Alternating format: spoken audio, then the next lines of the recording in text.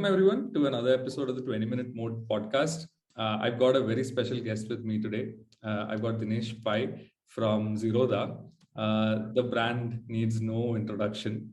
And before I go on and on, I'll just hand it over to Dinesh to tell us a little bit more about his role. And also, give us a little bit more insight on how exactly Zerodha views customer experience and customer support and all of those processes. So welcome to the 20 Minute Moat, Dinesh, and over to you. Hey, thanks again, Jude. So, really glad to be here. And as you said, Zerodha doesn't need any introductions. I think a large part of that is also because of how we looked at customer support over the past couple of years, right? I think that's been quite important for all of the success that we've had to. But just introducing myself, I'm Dinesh. I work with the founder's office at Zerodha. I also have a role with Rainmatter, which is an investment firm that we kind of run internally, where we invest in strategic startups where it can be in fintech, climate, health tech, etc. So that's my role in very concise words. But getting down to that first question, how do we look at customer support? I'm not sure how many times I've at least noticed this, but Nitin kind of keeps stressing on how customer support is very important for all of us at Zerodha, right? Because being a brand that we are today with about 10 million retail clients, I think what becomes very important for us as a differentiator against all of the other people out in the industry will be support. Because discount brokerage as a space has been commoditized. So you see multiple players now. I think what separates out some of the better players from the others will be customer support in the long run. So for us it's very important, and there are various ways in which we do customer support, which is very similar to how other industries kind of run. So we've got a support portal where we almost constantly try to improve all the articles that are out there. So our initial push is to make sure that our clients are self-sufficient with almost all the queries that they have. So somebody coming to our support portal should be able to answer all the questions he has with the articles that we have there. And if it's not on there, we make it a point to actually go there, put up an article or edit an article, make edits to it in terms of getting more pieces of information on there. All of our customer support team is actually very proactively looking at all the support articles. Every time we get a call or a ticket through our support portal, we kind of make sure to see the support article and say, hey, is this information already there? If it's not there, then why is it not there? And we answer those questions, we put that information out there so that the next few clients who come to the support article can probably use it and not reach us, don't have to spend time on calls and tracking tickets, etc. So as I pointed out earlier, there are a couple of ways to get in touch with us. One is the support portal where they can come and check out the articles. They can also create tickets from these articles themselves, which will come to our customer support managers who will then respond and probably clear those queries. There's also a phone number where you can call us from about 8:30 in the morning up until 5 o'clock in the evening, where almost all of our customer support managers answer these calls. Right now, the waiting time on those calls are also quite less. So initially, it used to be a little bit higher, but now it's down to 20-30 seconds most of the times, unless there are issue days where a lot of people try to reach us.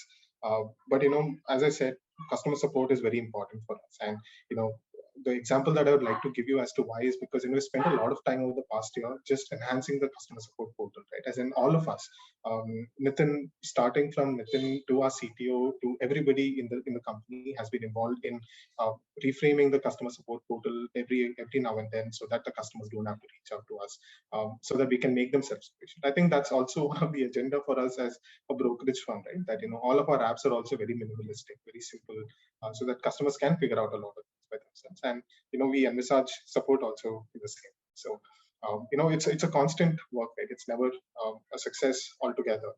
But as we keep going, I'm sure we'll find more optimizations and better ways for our customers to reach us, and probably and hopefully we can do much better over the next few months. Brilliant. I think you pointed out how being self-sufficient and self-service options have brought down the wait times on calls as well. Correct. So was that a very clear and noticeable difference after self-service options were introduced? So basically, in terms of self-service, right? As in, all of our support articles are very self-explanatory. As in, if you have an issue with, say, a particular thing, you can either fix it yourself, and if you can't, then we ask you to create it. Right? Now, the call wait times have reduced because of mostly internal, say, optimizations in terms of how we schedule these call shifts, how do we put all of our resources to work, etc. So that has nothing to do with self-sufficiency. Of course, there's a large part of it where there are a lot of customers who are millennials and the younger participants in the markets who probably go to articles and read it. I think that kind of also helps context, because most of the people will then find the answers themselves, won't have to reach out to us, and essentially we'll have lesser calls today, leading to lesser wait times. But again, I think it's a combination of factors. I don't think there's only one factor that I would point out and say that has helped reduce the wait times. Interesting. Yeah, I mean, there are multiple tiny bits to the puzzle that all add up in the long run. Correct. Correct. Even all of our support managers, right? They're always looking out to what we can improve. One of the things that we as Zerodha do very well is that ideas can come from anywhere. Right? I think we are very strong believers of that. Internally on forums, we keep asking our support team, saying, if you spot anything, please do let us. And more often than not, we do spot a lot of things where things can be much better. And that has also helped us a long way. So I think all the credit should go to all the people who are working in support day in and day out, interacting with customers, because they make it a point to come back and say, hey, no, why is this not done this way? Why shouldn't we show it this way? This will reduce a lot of tickets and a lot of calls, etc. And we've actually done a lot of optimizations that way in terms of funds pages, in terms of how we probably give articles in some of our tools or applications like in console or Pipe, etc. We've done those small edits where we can give more information to the client right off the bat. That way, the touch points are lesser. People are more aware about what they're actually trying to reach. Interesting. I think the learning curve is, with a minimalistic and a well-designed product, the learning curve is always very correct. Yeah, that's all down to the tech team, right? Kailash has been such a fundamental aspect of how we design products at Zerodha. And we spend a lot of time deliberating: should we do something? Should we not do something? And more often than not, the answers is should we actually do this because we feel it's important, or should we do this because customers are actually asking for us? And the second aspect kind of takes priority for us, that if there is a need that we see our customers are struggling with, our customers are asking for a certain feature, we take that as a priority rather than things we feel inherently is something that's important. So we go by that data, go by that customer centricity, and it's not just a phrase and a buzzword, right? For us, it's actually very important. We look at the number of tickets and number of calls we get, number of touch points, number of feedbacks that we get, and that's how we make those decisions on the tech side as well. So all credit to the tech team, all credit to the support team as well. Brilliant. I think we touched on two things. A very well-rounded customer-centric feedback process, and like better options to empower the customer. I wanted to also take this conversation to how traditional finance sort of viewed customer support, and then in fintech there was a huge opportunity to sort of reimagine customer support. And one thing with the customer experience and interacting with customers is that a level of trust that they have with you, and the other way around. So was there a trust deficit, or in turning this game around and building strong bonds and a very strong trust with your customers, like what went into your CX strategy? Correct. So I think it takes us all the way back to 2010 when we actually launched Zerodha. Right? I think one of the few things that we did when we did launch is transparency. Right? We had that brokerage calculator. We told customers exactly how much money they would be paying for a particular trade. What are the charges? What is STT? What are some of the other taxes that they'll have to end up paying, etc. So I think transparency has been the central aspect of everything we do at Zerodha. If you look at all of our blog posts, if you look at all of our messaging on Twitter, if you look at Nitin's communications, I think all of them kind of hint towards one thing, is that we want everybody to be informed about what we're doing. So essentially as a team, and more so in support, right? Because we get more people reaching out to us in support rather than in any other team. So I feel in terms of comparison with traditional finance, I don't think it's a apples to apples comparison. So I think it's a different monster altogether. So I think, but we are startups, right? I think, or at least a very mature startup now. I don't think Zerodha is just a startup now. Yeah. But I think for us, I think it was very important to be very transparent with our customers. So every call they make to us, I think the idea for us was to give them very, very accurate information. Easily find it, very quick information. As in, simple queries shouldn't take a lot of time to answer. A lot of tickets, we now have reduced the turnaround time by a large extent, actually. So I think that time factor of it the speed with which we actually reply, and also maintain the accuracy with it and the quality with it, along with how we've kind of communicated very uniformly across channels as well. So calls and tickets, there's no difference in terms of quality as well. So hopefully over the next few months and years, as I said, we'd like to improve and see what else we can do. But at this point in time, keeping the customer informed, keeping them exactly what the issue is, has helped us a lot. And a customer trusts us with tickets, right? Because you see a lot of good feedback as well with customers who are very happy that they're hearing back very immediately from us. But I think these are the efficiencies that can happen over a period of time, cannot really happen very quickly. Also, I'd like to point out why this has been one of the good say teams within Zerodha is because today we are 10 million clients, right? So it's not a small number. And as a team, sure, we've grown a little bit, but it's the same team that is kind of handling a lot more customers now. Just for reference, we were 5-6 million only a couple of years ago, and it's now at 10 million. So that's a lot of increase in customers, and that also increases the work that actually comes. But we try to maintain consistency in terms of answers and all the queries that we can answer. But yeah, in terms of how we build trust, I think transparency is the only answer there, is to make sure that our clients are kept posted about all the updates. Clients are kept posted on the timelines, and communicate well. And I think that's the ideal core factor of support anyway. As to sometimes issues can't be resolved in a minute or two, but if you keep the client posted about when it's going to be resolved, I think that goes a long way as well. So we try to keep our responses very to the point, like our support articles. We don't beat around the bush, and we try to keep the turnaround time as low as possible. And I think that's helped build the trust factor, where people are more happy to reach out to us than not, basically. Yeah, I think when the response time is low, people are not at the peak of frustration. They know there's a problem, Correct. and they're happy someone's there to help, as opposed to correct. Yeah. No, we've actually felt that, right? As in, on some of these tickets where these can be critical issues where the customers are probably looking for an immediate answer, but just making sure that we are here to help, which with a simple response saying we're looking into this. I think that goes a long way as well, and I think that's true for any support, right? Not just in our industry, but more so for our industry, because we are kind of handling people's money. People's money is at risk. So I think that way we kind of take it very seriously, saying we're here to help. We put that out in all of our messages on calls as well as tickets. I think that's gone a long way in terms of making sure we are one of the better players in support in the industry. Interesting. I wanted to come to, we're talking about queries the customers have.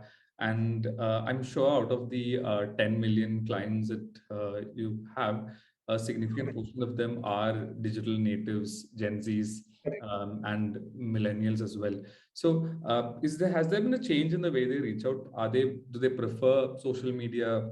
Is an omni-channel strategy for your customer support extremely crucial? And how have your support teams been dealing with that?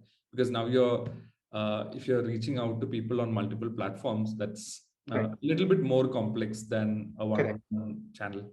Correct. We kind of understand this as well, right? As in, we have a Twitter page for Zerodha, we have a Facebook page, we have an Instagram page, we also have a LinkedIn page. So, our customers reach out to various, say, avenues or channels on social media. But, our primary channel that, we kind of push people to reach out to is on the support portal, because that essentially should be the one-stop go-to place for people to answer any queries. That's been something that we've been pushing as well. So if somebody does reach out to us on, say, any of the other channels, there's a social media team kind of that tracks all these requests and also hands over these queries to the support team eventually, in case they're not able to answer these queries. But to be very honest, even our social media team, right, has been very well drilled into how to actually support these customers. From Nitin all the way up until the support team, all of us interact with clients on a daily basis, at least once in a week for sure. So all of us kind of understand the queries that come. All of us kind of understand how to talk to customers, how to respond to customers. And I think that's gone a long way in terms of making sure that all of us are clued in. So if the social media team gets a query through one of these channels, they kind of try to respond. And if the client is still adamant about the issue still persists or there's still issues, then we kind of log a ticket and kind of hand it over to the support team. But most often than not, we kind of nudge our customers to go to the support portal, because most of the answers are available there through articles, where we've listed it very clearly what you'll need to do to solve particular queries, etc. That way, it's very easy for the clients as well. But this omni-channel strategy, which you're pointing out to, is probably not a problem for us because most of our clients do come to support portal because we've messaged so much, we've kind of hinted so much. Nitin has spoken about it almost everywhere. So that way, all of our customers know there's a support portal that they need to come to. But sure, we do get questions on other channels, but they're very less than 5% of the queries is what we get on other channels, etc. But as you rightly pointed out, our customer age group is between 25 to 40, almost most of them, and it's nice to actually know that they've kind of adapted to our way of customer service, where they come to the support portal rather than kind of either DMing us or probably putting it up on any of the social media channels. But we're quite responsive there. But there also we kind of respond and take them back to the support portal or the tickets. That way they're also aware that next time if I need a speedy resolution, this is where I'm supposed to go rather than social media channels. So. Yeah, but again, it's worked well anyway. Internally, we coordinate among the social media team as well as the support. Interesting. I mean, earlier social media was seen as that front where you go to when customer support fails. Correct. But I think that's changing now with people natively on WhatsApp and Facebook Messenger just doing support, and a lot of brands seem to be fine with it. So that's an interesting.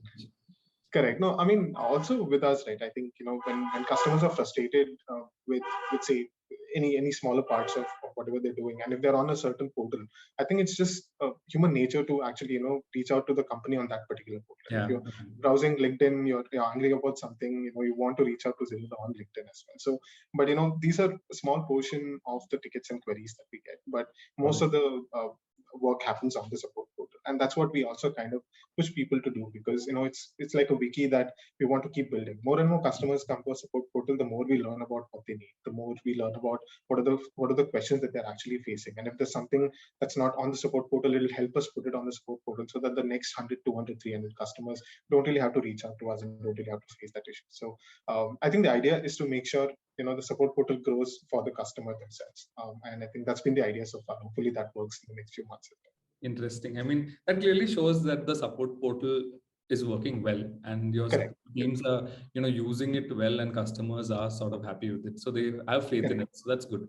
Correct. We've tracked some of the metrics as well, right? As in, ever since we started work on improving the support portal, we've seen drastic drop off on certain number of tickets where the articles are more self-explanatory now.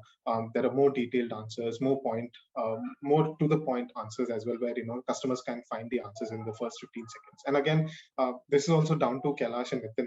Initially, the whole cleanup of the support portal as well that we constantly do is also because Nitin and Kailash kind of wholeheartedly participate. And I don't think you'll find any other company in India or abroad where the CEO is probably also working on the support portal, right? I think we are one of the unique companies where all the leaders kind of also help out, and that's kind of very nice because it shows the way for all of us who are also working for support and sales and all the other functions as well, that that we have to help our clients be self-sufficient, and that will be the metric for us to be successful in the next few years.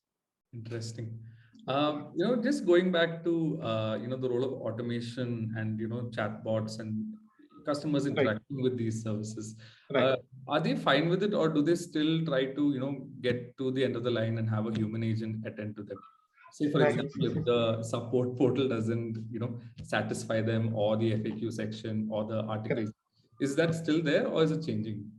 So just to give you a picture of the number of calls versus tickets, our calls are much more than the number of tickets we get on a daily basis, and that kind of inherently shows customers prefer to call somebody on customer or customer support teams, speak to them, get the query done with, rather than logging a ticket and following up and probably responding there. So I think that there is still that inclination to get it done very quickly, speak to somebody, get that answers, and get done with it. But in terms of automations, right, and it's very tricky for our industry. So most of the customers who are reaching out to us, sure, maybe 30 to 40% of the queries can be very easily answered through say automations by chatbots, where you can ask why is my fund balance low today, and the automation can probably tell you exactly where the breakdown is of the fund balance, etc.